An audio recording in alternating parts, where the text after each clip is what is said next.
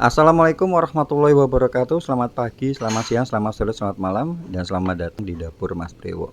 Oke ya, hari ini kita akan buat kue kering. Ini untuk ide isian kue lebaran. Kita akan buat nastar klasik. Nah, kalian bisa lihat ya tampilannya seperti ini, maperul gitu ya. Enak lah pokoknya. Ini kita akan buat selainya dulu. Ini ada nanas yang ukuran besar. Itu beratnya saya timbang sekitar 2,5. Setelah diambil kulitnya ya, itu ada sekitar 2 kilo. Kemudian kita akan blender atau chopper tanpa air ya, di blender yang halus. Setelah itu kita akan panaskan. Siapkan wajan, kalau bisa pakai wajan yang anti lengket supaya lebih enak gitu ngaduknya. Kalau nggak ada wajan biasa juga nggak apa-apa. Ya, ini kita akan masak. Kita tambahkan aromatiknya. Di sini saya pakai cengkeh sama kayu manis. Boleh tambah pandan kalau kalian suka, boleh tambah vanili kalau kalian suka gitu ya. Sesuai selera aja. Kita akan masak sampai kadar airnya menyusut.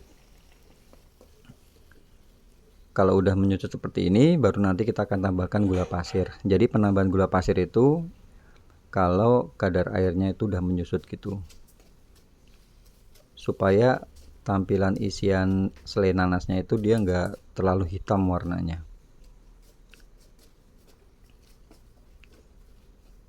Oke, seperti ini. Kita akan masak terus sampai ini kan masih mengeluarkan air ya, sampai airnya ini menyusut. Tandanya dia kalau udah matang itu pada waktu kita angkat, dia itu bakal lengket, gak bakal jatuh itunya, selai nanasnya. Ini kalian boleh lihat, ini kita angkat, dia nggak jatuh gini, berarti dia udah siap dipakai. Ini masih panas, kita tunggu sampai dingin. Nggak usah masuk kulkas ya, kalau masuk kulkas nanti malah berair. Tunggu aja di suhu ruang sampai dingin. Kalau udah dingin baru nanti kita akan timbang. Ini saya timbang per biji, saya kasih sekitar 4 gram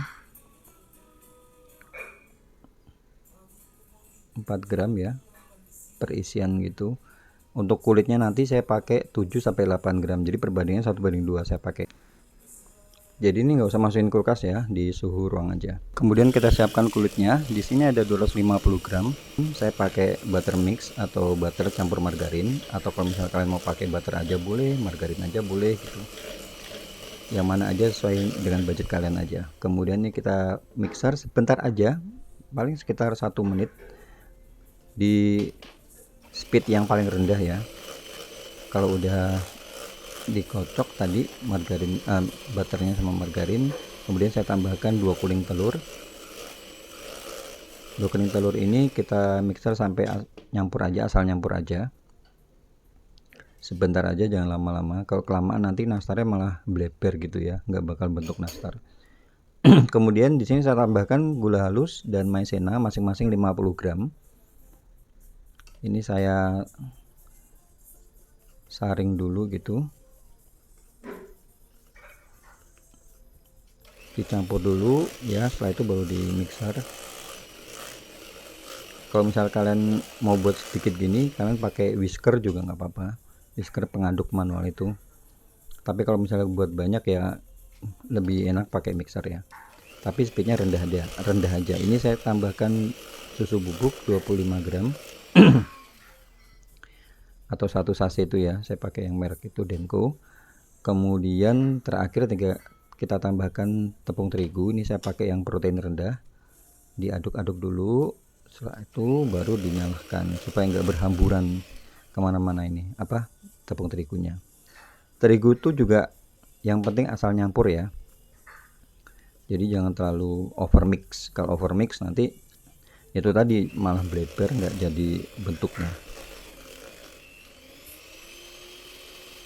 Oke, diangkat gitu ya mixernya tadi, kocokannya. Kemudian tinggal kita aduk dengan spatula. Usahakan kalau misalnya buat kue kering itu jangan diaduk pakai tangan ya, dari awal sampai terakhir itu, supaya nanti kue kering kalian renyah. Kalau misalnya pakai tangan kan panas, Kalau pakai tangan tuh nanti biasanya dia bakal nggak renyah. Cuma kalau misalnya pas pilin-pilin gini ya, pas milin-milin kayak gini nggak apa-apa pakai tangan. Cuma pas pada waktu proses ngaduknya tadi usahakan jangan pakai tangan. Ini saya akan simpan di dalam kulkas sekitar 10 sampai 15 menit supaya adonannya itu lebih ngeset. Kemudian ini saya timbang. Kalian boleh pakai ini ya, takaran pakai setengah sendok teh, pakai 1 sendok teh itu kalau diukur sekitar 7 sampai 8 gram, atau kalau misalnya enggak ya tinggal kalian timbangin aja, dikira-kira aja 7 sampai 8 gram. Kalau mau dijual apalagi ya itu harus ditimbang satu-satu supaya bagus. Kayak gini ya.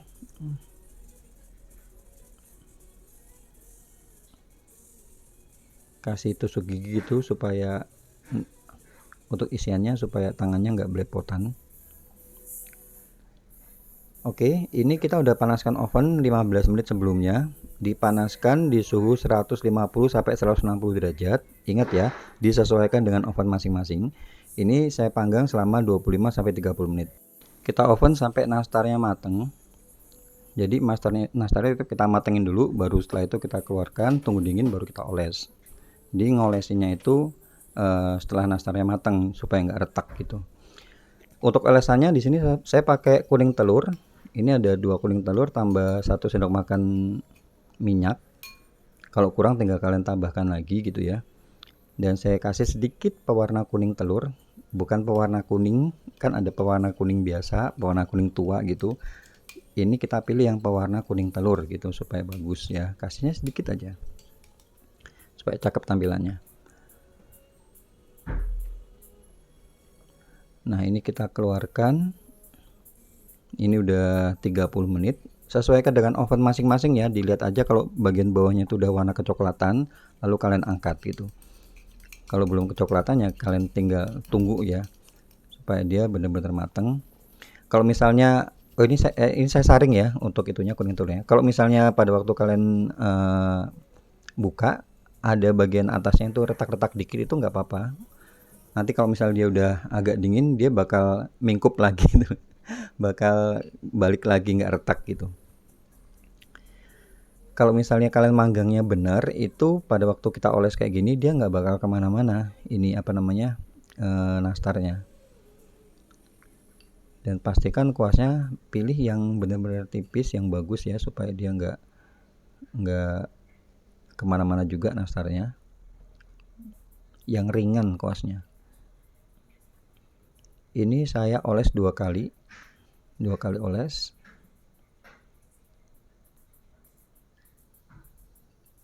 supaya tambah cakep gitu. Setelah ini baru kita akan oven lagi. Ini suhunya saya kurangin jadi 150, masih pakai api atas bawah, kurang lebih selama 15 menit atau sesuaikan dengan oven masing-masing. Saya kasih di rak bagian tengah ya. Kalau di rak bagian atas tuh kalian harus cek-cek lagi, sebab kalau kalian kasih di rak atas itu nanti dia gampang gosong gitu. Kalau udah diangkat gercep ya, ini setelah diangkat langsung kalian oles bagian atasnya supaya dia glossy atau glowing gitu. Seperti ini tampilannya. Udah dingin, kalian boleh lihat kayak gini ya, matangnya merata dan dia tuh ngeprul gitu ya teksturnya, dan seolah kalau dimakan tuh nggak bikin seret. Untuk packaging kalau misalnya kalian mau pakai untuk jualan, ini saya pakai toples yang ukuran 400 ml. Kalau diisi nastar itu berat kotornya sekitar 260 sampai 275 gram. Tinggal ditutup rapat. Tadi saya kasih silika gel ya dalamnya supaya dia lebih tahan lama, nggak gampang melempem gitu ya. Dan jangan lupa untuk dikasih stiker untuk branding. Oke ya, itu aja ya konten kali ini, semoga bermanfaat. Siapa tahu kalian cari-cari resep nastar klasik buat isian toples lebaran atau mau dijual, siapa tahu aja ini bisa jadi referensi. Dan buat kalian baru aja gabung sini, saya ucapkan banyak terima kasih. Jangan lupa follow akun ini untuk dapat resep-resep menarik lainnya. Akhir kata saya ucapkan banyak terima kasih. Jangan lupa jaga kesehatan dan wassalamualaikum warahmatullahi wabarakatuh.